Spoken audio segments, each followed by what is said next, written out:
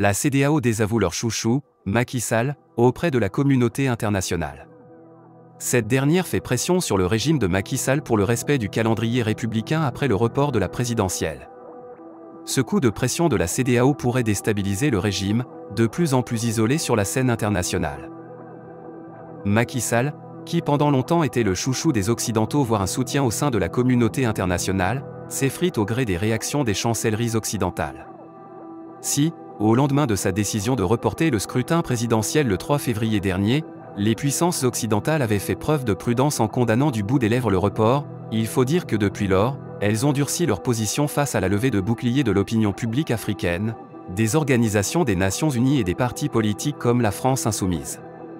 Le principal partenaire stratégique et économique du Sénégal, la France, s'est totalement démarqué du régime de Macky Sall. Lors de sa prise de parole devant l'Assemblée nationale française, le ministre de l'Europe et des Affaires étrangères, Stéphane Séjourné, a demandé explicitement au gouvernement sénégalais d'organiser la présidentielle conformément à la Constitution et d'assurer le respect du calendrier républicain. Par ailleurs, la couverture médiatique assurée par les médias français, France 24 TV, Le Monde et LCI, semble indiquer que Paris entend prendre ses distances avec un de ses anciens protégés, de peur d'une montée du sentiment anti-français dans le pays. L'Élysée suit ce dossier de très près au regard de nombreux intérêts économiques de la France au Sénégal. Selon le journaliste Antoine Glazé, Paris, conscient de la situation au Sahel, a poussé un ouf de soulagement en voyant les États-Unis en première ligne dans ce dossier du report de la présidentielle. Depuis le début de la crise, Washington s'est montré critique envers le régime de Macky Sall, insistant même sur le fait que le vote du Parlement sénégalais, qui entérine le report de la présidentielle et prolonge le mandat du président, n'est pas légitime. Le département d'État a aussi dénoncé les coupures d'Internet et appelé au rétablissement du calendrier républicain dans les plus brefs délais. Les États-Unis sont profondément préoccupés par les mesures prises pour repousser l'élection présidentielle du 25 février au Sénégal, allant à l'encontre de la forte tradition démocratique du pays, a affirmé le département d'État dans un communiqué du 7 février dernier. L'Union européenne et l'Allemagne ont aussi fermement condamné le report, tout en appelant au respect du calendrier républicain. Néanmoins, pour les spécialistes, le vrai coup de massue contre le régime de Macky Sall est venu de la CEDEAO, l'organisation communautaire qui, à travers son président en exercice, le chef d'État bissau-guinéen Omar Sissoko Embalo, dans un premier temps félicité Macky Sall, va très vite rétropédaler pour condamner le report. Le président de la commission de la CEDEAO, Omar Touré, a indiqué dans son dernier communiqué, le 6 février, que l'organisation enjoignait à prendre de toute urgence les mesures nécessaires pour rétablir le calendrier électoral. Une sortie qui a probablement irrité la présidence sénégalaise, qui n'a pas apprécié d'être mise au ban de la communauté ouest-africaine. Par ailleurs, la dernière rencontre des ministres des Affaires étrangères des pays membres de la CEDEAO, ce jeudi 8 février à Abuja, n'a pas accouché de grandes décisions concernant le Sénégal, une non-prise de décision qui ne semble pas faire l'unanimité au sein de la communauté régionale. On observe aujourd'hui que le Sénégal aussi est en difficulté. Ce qu'on observe au Sénégal et qui est regrettable est de nature à nous interroger sur les communautés auxquelles nous appartenons. Est-ce que la CEDEAO et l'Union européenne, cette fois-ci, vont condamner ou non? Quand on condamne, on dit qu'il ne faut pas condamner, quand on sanctionne, on dit qu'il ne faut pas sanctionner. Il faut faire quoi? Ces interrogations de Patrice Talon lors d'une conférence de presse à Cotonou le 8 février 2024. La persistance de la crise pourrait pousser la CEDEAO à sanctionner le Sénégal pour manquement grave aux règles démocratiques, un moyen pour les responsables de la CEDEAO d'éviter le procès de deux poids et deux mesures dans l'espace ouest africain. Ainsi, la CEDEAO continue d'être accusée d'être trop complaisante avec les coups d'État constitutionnels qui ont eu lieu en Côte d'Ivoire en 2020 et en Guinée en 2021. Nathaniel Olympio, président du Cercle d'études stratégiques de l'Afrique de l'Ouest, indique que compte tenu de l'importance du Sénégal au sein de l'organisation communautaire, c'est une situation difficile pour la CEDEAO qui joue sa crédibilité. Tout le monde l'observe, et son salut viendra de son respect de la volonté du peuple, dit-il, avant d'indiquer que la pression interne serait le mieux à même de faire infléchir le régime de Macky Sall. La pression vient d'abord de l'intérieur. Les Sénégalais n'acceptent pas cette forfaiture. Religieux, syndicats, organisations de la société civile, tous s'organisent pour faire échec à cette initiative, comme ils l'ont réussi en 2000 contre Abdou Diouf et en 2012 quand le président Abdoulaye Wade cherchait à imposer son fils à sa succession, puis à forcer un troisième mandat.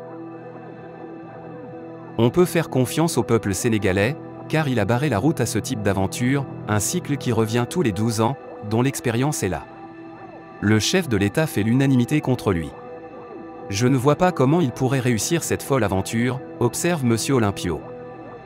Le président de la République, Macky Sall, décide en quelque sorte d'apaiser les tensions du côté du Sénégal. Très belle nouvelle. Macky Sall envisage une loi d'amnistie générale pour la libération de Sonko et des détenus politiques, dans la perspective du dialogue politique qu'il envisage pour éviter au Sénégal un chaos. Le président Macky Sall a ainsi décidé d'apaiser le pays à travers des décisions fortes. Des sources confirmées au journal de l'AS renseignent déjà qu'une loi d'amnistie générale est envisagée, et le chef de l'État entend proposer cette loi en Conseil des ministres. Ainsi, un retournement de situation est prévu, où Ousmane Sonko, Diomaye Faye et toutes les personnes arrêtées lors des manifestations et mises en détention devraient recouvrer la liberté. Au-delà des personnes arrêtées en marge de manifestations, la mesure devrait concerner des faits plus anciens, notamment ceux liés aux condamnations de Kim W et Khalifa S. À travers cet acte, le président Macky Sall veut ainsi donner à chaque acteur la chance de participer au dialogue national et, pour ceux qui le souhaitent, à la présidentielle qui vient d'être reportée jusqu'au 15 décembre.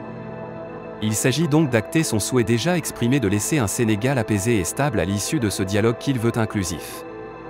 Ainsi, l'Assemblée nationale devrait, dans une quasi-unanimité, voter la loi d'amnistie et ainsi marquer la première étape vers une entente cordiale pour un dialogue inclusif.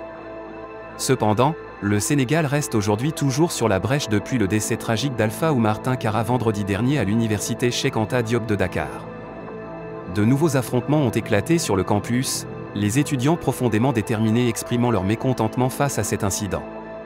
Malgré la détermination des étudiants, les forces de l'ordre présentes sur place ne sont pas intervenues de manière agressive. Les forces de l'ordre sont venues en paix aujourd'hui, confie discrètement un étudiant sur les lieux.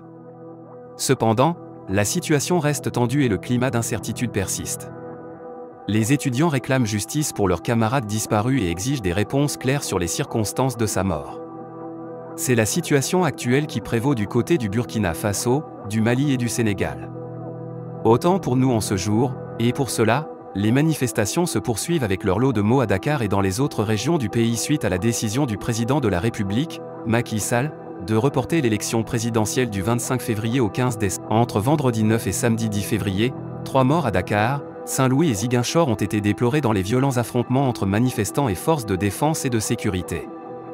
L'opposition et la société civile, regroupées au sein du Rassemblement pour la sauvegarde des acquis démocratiques, RSAD, annoncent une nouvelle manifestation.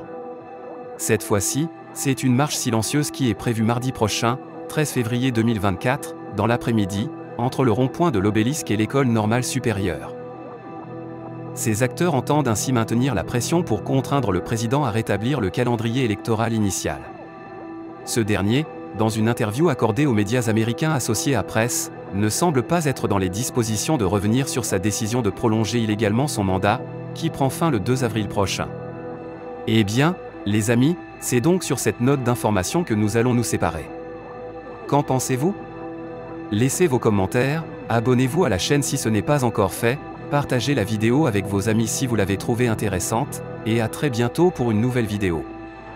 Bye bye. Septembre.